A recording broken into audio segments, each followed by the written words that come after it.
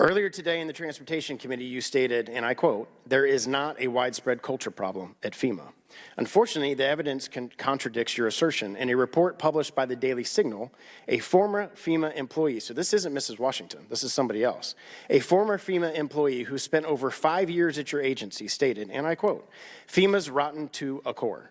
It's overstaffed, it's bureaucratic, and they don't really help anybody." Referring to the Trump flag incident, the former employee said, and I quote, "They were told to avoid Trump, avoid any house that has a Trump sign in a verbal meeting. I've seen that happen," we were told. Quote, "Don't go into any house that looks suspicious."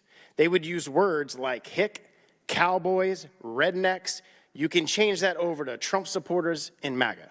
So I guess that explains why FEMA has never stopped in my house over the 6 hurricanes that we've had, because I check all 3 of your boxes: a Trump supporter, a white male, and a cowboy. Mr. Chairman, I ask unanimous consent to enter the Daily Signal article into the record. Without objection, so ordered. After the initial story broke, we sent an email to my district requesting any of my constituents who felt like they had been politically discriminated by FEMA.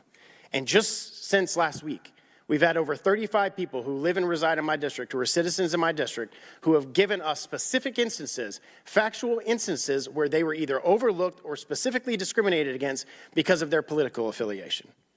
This is the exact type of weaponization of the federal government that put Trump back in the White House. Starting with the DOJ, the FBI, the intelligence agencies, the weaponization of the Justice Department against President Trump, and now it's been weaponized against the American people in the form of disaster aid, and it's atrocious. Thank God President Trump won, and he can restore this department into what it should be, not partisan, helping every American that's been affected by a disaster.